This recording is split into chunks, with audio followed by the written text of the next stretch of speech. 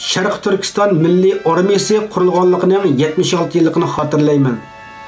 Bugun 4-oyning 8-kuni Uyg'ur yaqin zaman tarixida, ya'ni 1945-yil ise 4-oyning 8-kuni G'uljida Sharq Turkiston Milliy Armiyasi qurilgan kun. Bu munosabat bilan shonliq tariximizdagi bu saltanatli kunni xotirlayman.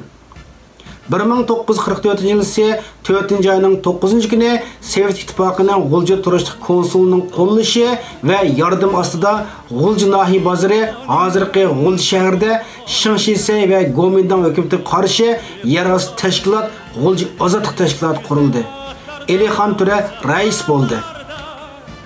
1944 ise 8-oyning 14-kuni Fatih Muslimov, Ekber, Siyet, G'ani Batir qatorliqlar Nilq noyisining Ulastay tog'liq rayonida qurolli partizanlar atriti qurdi.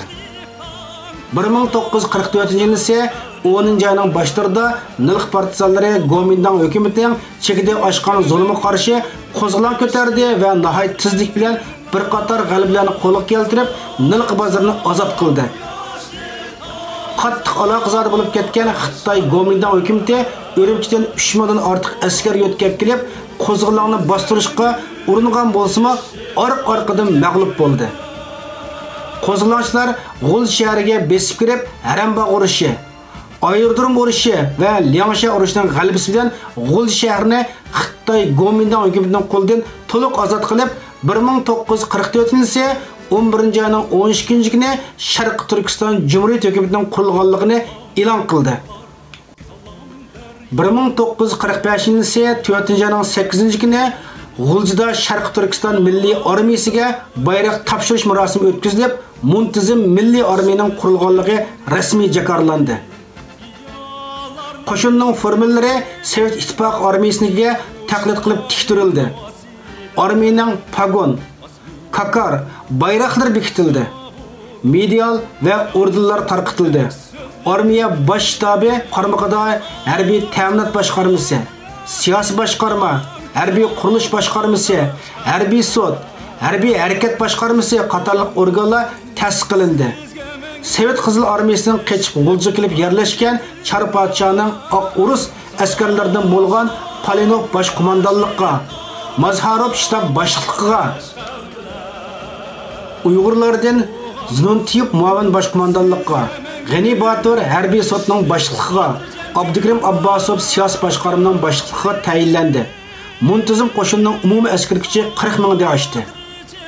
Bu qo'shin garchi yangi qurilgan bo'lsa-mu, vatanni ozod qilish irodasi va jangovarligi kuchli bo'lg'achqa, nihoyat tezla shimoldagi 3 viloyatdan Xitoy qo'shinlarini surib chiqarib, Gomindan armiyasining Po'lat istakomlari Xitoy hukumatining Sharq Turkistondagi siyosiy markazi bo'lgan Urumchining Po'lat qo'rg'on deb atalgan Shixo jang mudofaa saflarini bishit qilib, davomli Urumchi qarab ilgarilab, Urumchiga 150 kilometr kelgan Manas daryo bo'yiga kelib to'xtab, daryodan o'tib Urumchiga hujum qilishga tayyorlandi.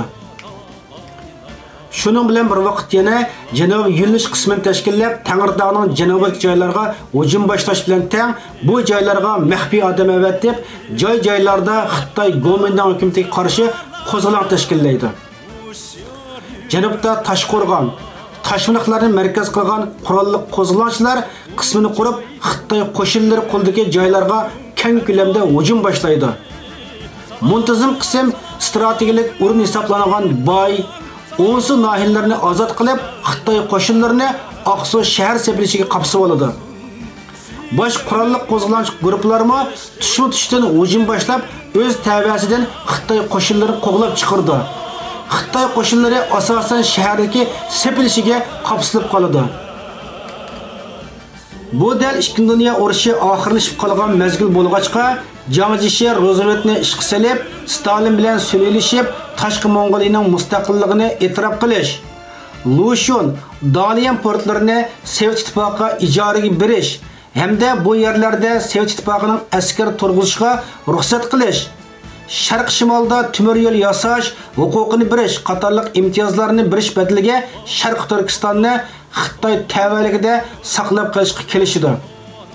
Bunun bilan Sovet ittifoqi barliq harbiy maslahatchilari va harbiy xodimlarini elib chiqib ketib qolmay, qurol-yarog, o'q-dori va boshqa zarur ashyolarni sotib berishni to'xtatdi. Hamda Sharq Turkiston hukumatini Xitoy Gomindan hukumati bilan suhbat o'tkazishga majburlaydi. Bir necha oylik jafoliq suhbatlardan keyin oxiri 1946-yil 4-oyda ikki taraf o'rtasida 11 moddalik bitim imzolanib, Sharq Turkiston Cumhuriyeti hukumati nomida amaldan qoldirilib, birlashma hukumat qurildi. Sharq Turkiston armiyasi qisqartirilib, 6 polk qilib tashkillandi. Janubdagi 10 minglagan qurolli qo'zg'olonchilarmi qurollarini topshirib, o'ylari qaytadi. Lekin Xitoy Gomindan hukumati bu kelishimga amal qilmag'achqa birlashma hukumat buzilib, Sharq Turkiston taraf vakillari 1947-yil 8-oyda Urumchidan G'ulji qaytadi. Ham armiyani qaytadan kengaytirib 5 otliq polk, 3 piyoda polki va 1 otliq batalyonni tarkib topgan texnik mukammal 30 ming kishilik qo'shin tashkillaydi. 1949-yil Xitoy kommunistlari Gomindan bilan bo'lgan hal qilg'ich jangning g'alabasini qo'lga keltirdi. Gomindan hukumati Tayvanga chekinishga boshlaydi. 6-oyda Liu Shaochi Sovet ittifoqi suhbatga bordi. Suhbat davomida Sovet ittifoqi Jungo Kommunistik partiyasining Sharq Turkistonga kirish qadamini tiziltish to'g'risida taklif berdi. 1949-yil 8-oyning 14-kuni Xitoy Kompartiyasining vakili Deng Lichuan 3 nafar xodim va bir dona telegrafchini elib Olmut orqali G'uljiga keldi. Xitoy hukumatining materiallarida aytilishicha 8-oyning 18-kuni Mavzudong Ahmadjon Qosimga telegram yo'llab 9-oyda ochilgan Xitoy mamlakatlik siyosiy kengash yig'iniga taklif qilgan. 8-oyning 20-kuni Ahmadjon Qosimga Mavzudong telegram yo'llab bu taklifni qabul qilganligini bildirgan. Sobiq Sovet ittifoqining 1944-yildan 1949-yillargacha milliy ozodlik inqilob davrida G'uljida faoliyat qilgan bexatarlik xodimi doktor Hokim Jabbor bilan Yorilla Bekovning Sovet ittifoqi yimirlagandan keyin e'lon qilgan suhbat xotirasida aytilishicha, ozodlik inqilob rahbarlari Ahmadjon Qosim boshlig'idagi o'mak 1949-yil 8-oyning 24-kuni Olmuta shahrida Moskvaning yuqori darajalik bir amaldori bilan Qozog'iston Respublikasi davlat bexatarlik idorasining bir qozoq rahbari bilan suhbat o'tkazgan. Bu suhbatda Sovet ittifoqi taraf Ahmadjon Qosim qatorliqlarining Beijingda ochiladigan Xitoy Kompartiyasining tunji navbatlik mamlakatlik siyosiy maslahat kengash yig'iniga hech qanday siyosiy talab va shart qo'ymay qatnashib, Xitoyning siyosiy programmalarini himoya qilish taklif berdi. Ahmadjon Qosim buni rad qilib, agar o'zlari yig'in qatnashsa, Sharq Turkistonning siyosiy taqdiri masalasini hal qilishda mustaqillik, faqat bo'lmaganda federatsiya tuzum bo'yicha huquq erishishni talab qilganligini, bo'lmasa mundaq yig'in qatnashning zarurat yo'qligini keskin aytdi. Suhbat intayin keskin talash tortishida o'tdi va kechishi davomlashdi. Talash tortishning kuchish natijasida Ahmadjon Qosim, Isoqbek Mununov, Dalilqon Sugurboyev qatorliqlar oxiri Xitoy Kompartiyasining hech bo'lmaganda milliy masalani Sovet ittifoqining modeli bo'yicha hal qilishi, ya'ni respublika ittifoqdosh jumhuriyat huquqini e'tirof qilish kerakligini aytishdi. Biroq Moskva vakillari bunga rozi qilarlik javob bermaydi. Suhbat natijasiz oxirlashdi.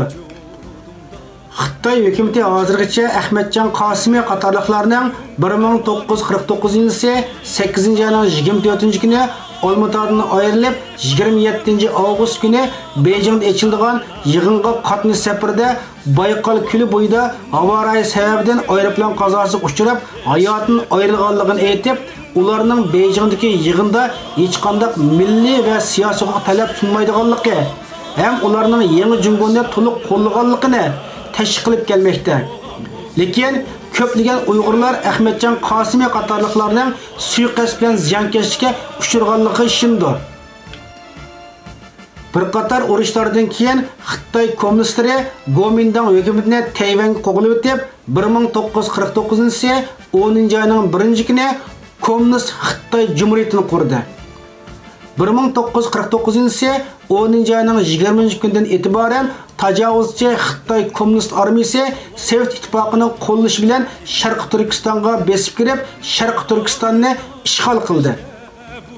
1950 yil ise 1 ayının 20 günü Muntazam Sharq Turkiston Milliy armiyasi tajovuzchi Xitoy kommunistlar tarafidan Xitoy armiyasining 5-korpusi qilib o'zgartirilib, Xitoy armiyasining tarkibiga qo'shitildi ve 1955 yilga kelganda butunlay yo'q qilindi.